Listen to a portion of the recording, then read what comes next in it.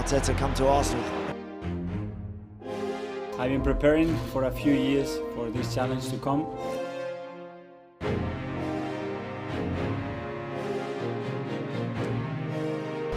Arteettaa in the dugout for the very first time. Some new manager bounce would be very welcome for Arsenal. Muuxannootti aanaa leenjisummaa malee muuxannoo leenjisummaa tokkollee kanaan dura kan hin qabne yoo ta'u, kilabni inni yeroo jalqabaaf leenjisaa ta'e fudhate immoo kilaba ijji miidiyaalee gurguddaa addunyaa kanaa irra jiru keessaa isa tokkodha. Kilaboota akkasii keessatti immoo yoo kufte kufaatiin keessa galee guddaadhaan odeeffama. Milkaa'ina kilabni sun kanaan dura gonfatee gad guuranii akka waan ati kilaba sana diigdeetti irraa haasa'u.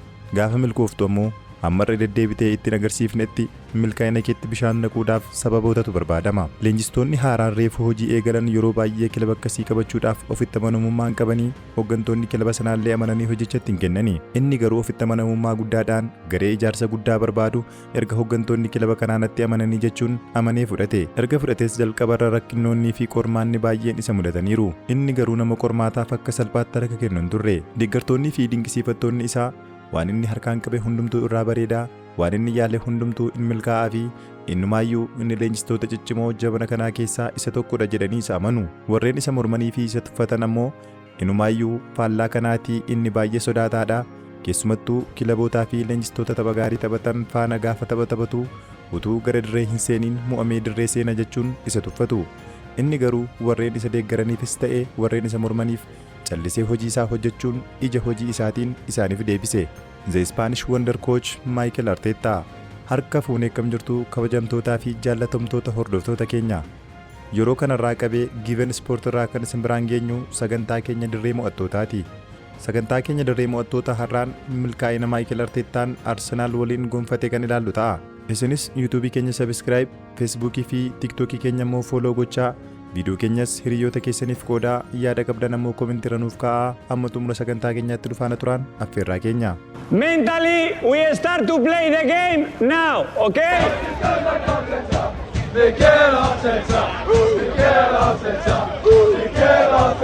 Trust the process jecha Mikel Arteettaa fi deeggartoota Arsenaal akka sabbata waadaatti walitti hiitee abdii itti hortee yoo taatu jecha akkasumaan hin turre. Jechi kun hojiitti hiikamuudhaaf yeroo dheeraa fudhateera.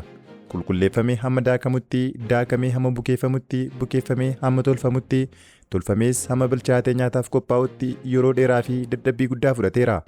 Yeroo kana gidduuttis qormaanni baay'een keessaa falaan turaniiru.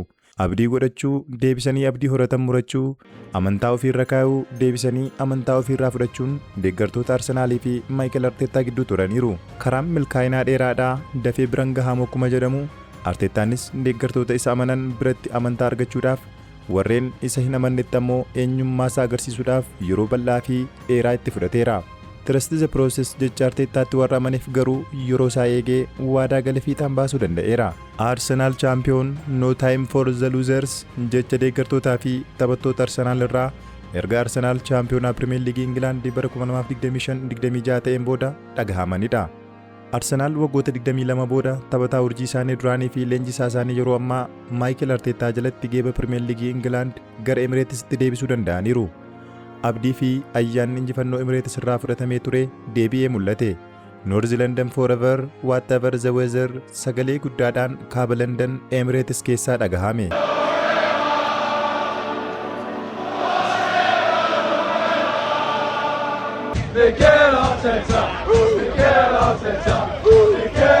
Arsenal are the champions. The party can begin in North London.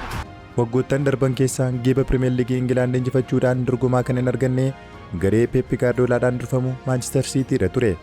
Baran ammoo leenjisaan isaanii waggaa 10f isaan hoogganaa ture Pep Guardiolaan Itihaad waan gadhiisuuf kan yoomiyyuu caalaa geeba injifatanii gammachuudhaan isa gaggeessuu barbaadu ture.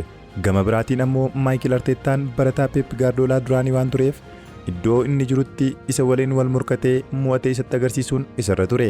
Arsenaal waggaa guutuu olaantummaadhaan liigicha dursaa turanii dorgommichi dhumuuf taphoonni 5 yeroo hafanitti garaagarummaan qabxii isaanii fi Manchester City gidduu jiru 9 irraa gara 0tti gad bu'ee ture. Dhumarratti garuu waraanni jeneraal Mikel Arteettaadhaan durfamu The Gunners geeba Pirimeer Liigii Ingilaand itti agarsiisanii harkaa fudhachuun chaampiyoonii ta'anii. Taphattoonni sarara gidduu Manchester City Rodri fi Bernardo Silvaan Kanaan dura Arsenaal meentaalitii geeba injifachuu hin qabu warra jedhan keessaa isaan tokko ta'anis Arsenaal ammoo iddoo isaan jiranitti injifatee isaanitti agarsiise. Manchester Citynis abjuu isaan leenjisaa isaanii turtii waggoota 10 booda geebaan kuulanii gaggeessuudhaaf turan hin milkaa'in hafe. Pep Guardiolaan leenjistootaa fi kilaboonni Premier League England isa injifachuun ulfaataa akka ta'e waggoottan darban itti agarsiisaa tureera. Dhumarrattis barataa isaa fi itti aanaa isaa duraanii kan ture mucaa biyya isaa Michael Arteettaa harkatti kufeera. Ilmi abbaa caalaa yookaan abbaa dhaalaa akkuma jedhamu Arteettaan dhaaltuu Guardiolaa ta'uun xumura isaa bareechateera. Gareen Michael Arteettaan durfamus deeggartoota Arsenaal addunyaa guutuurraa gammachuudhaan gara daandiitti baase. After the 22-year wait, Arsenal are the champions. Waggoottan 22 darban injifannoo geebaa tokko malee kilaba isaanii deeggaraa kan turan deeggartoonni Arsenaal miiliyoonotaan lakkaa'aman addunyaa guutuurraa kaan imimmaan dhangalaasaa kaan ammoo gammachuun iyyanii dhiichisaa gara daandiitti bahanii. Dhumarrattis kubbaa miilaa beenyaa isaanii bara dheeraa hawwii fi eegicha yeroo hedduun booda isaaniif kaffalte. Utuu deeggartoonni garee faallaa isin miizee malee misirroo ta'uu hin dandeessanii lammaffaadhaan xumuruu malee tokkoffaadhaan xumurtanii tasumaa geeba hin kaastanii ittiin jedhanii Arsenaal tokkoffaa bahuun geeba kaasuu danda'e. Champions go on when others stop. Xiinxaltoonni fi daawwattoonni kubbaa miilaa tokko tokko Arsenaal Michael Arteettaa jalatti geeba kaasuu hin danda'u. Inni sodaataadha. Garee taphattoota cicciimoodhaan ijaarame ta'uu qabu lammaffaa bahuudhaaf taphataa. Arsenaal geeba kaasuu barbaada yoo ta'e Michael Arteettaa ari'ee iddoo isaa leenjisaa geeba kaasuu danda'u fiduu qaba jechuun yaada isaanii kennanis isaan kana hundumaaf Arteettaan al tokkichaan geeba kaasuudhaan deebii deebisee fi taphataan sarara ittisaa qarqara bitaa Manchester United fi garee biyyaalessaa Faransaay duraanii Patrick Evran turtii bara darbe hiriyaa garee isaa duraanii Rio Ferdinand waliin taasise irratti Arsenaal ilaaluun waan akka Netflix ilaaluuti yeroo hundumaa xumura siizinii irratti yoo ati geeba isaan gaafattu next season siin jedhu jechuun isaa ni yaadatama. Watching Arsenal is watching Netflix, you always wait for the next season. Waggaanni kana jedhetti garuu Arsenaal shaampiyoonaa Premier League England ta'ee Champions League Awurooppaa xumuraaf gahuun rukuttaa peenaalitiidhaan Paris Saint-Germainin injifatamuun geeba dhabuu danda'e. Kana kan argee Patrick Evranis waltajjii Awurooppaa irratti shaampiyoon ta'uu hin dandeessanii Premier League Englandiin ammoo irra deebitanii shaampiyoon ta'uudhaaf si'achi waggoota 50 eegdu jechuun yaada isaa kenne. Jecha isaa kanaaf yeroon kan deebisu yoo ta'ullee Arsenaal garuu shaampiyoonii Premier League England bara 2025-26 ta'uun akkasumas faayinaalistii Champions League Awurooppaa ta'uun dorgommicha xumureera.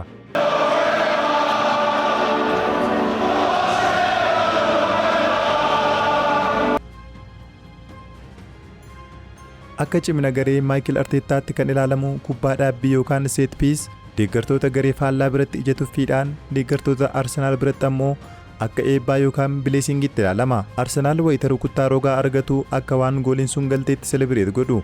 Taphattoonni Arsenaal ofitti amanamummaan isaanii yoo dabalu taphattoonni garee faallaa ammoo sodaa guddaa keessa galu. Rukuttaa rogaa Arsenaal argannaan harki caalu goolitti jijjiirama. Deeggartoonni Arsenaalis cimina kana set piece again olee oolaa jechuun dirree keessatti faaruudhaan kilaba isaanii cina dhaabbatu.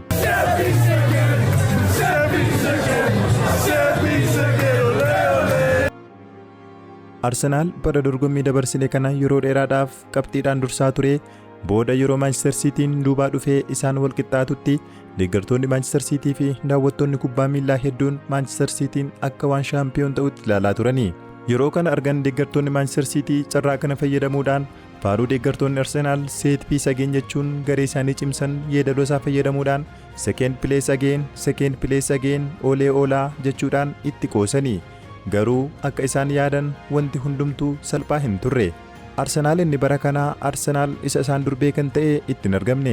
Arsenaal inni bara kanaa Arsenaal biraati. Tilmaamuudhaaf kan rakkisu yoo ta'u irra deebi'ee ka'uudhaan utuu taphni tokko isaafuu shaampiyoon ta'uu isaa mirkaneeffate. Yeroo mo'amneerraa geeba kanas dhabneerra jechuun hundumtuu abdii kutatetti garee Arteettaa keessatti taphattoota gahee leencaa taphatan keessaa isa tokko kan ture Declan Rice ammallee geemni harka isaanii akka jirtu amana ture. It is not done jechuudhaan meentaalitii ajaa'ibaa qabaachuu isaa agarsiisaa ture. Abiddaan qoramee abiddaan kan qaqame Michael Arteettaan dhumarrattis garee cimaa fi sodaatamaa addunyaa kanaa ijaaruu danda'eera. Milkaa'inni amma yoonaatti gonfate kun amma dhumaatti cimee itti fufamoo ittiin fufuusa jedhu fuulduratti akka walumaan ilaallu yoo ta'e illee daandii milkaa'inaa Arteettaan Arsenaal faana gonfate kana utuu hin ajaa'ibsiifatiin bira darbuun hin danda'amu. This is your time.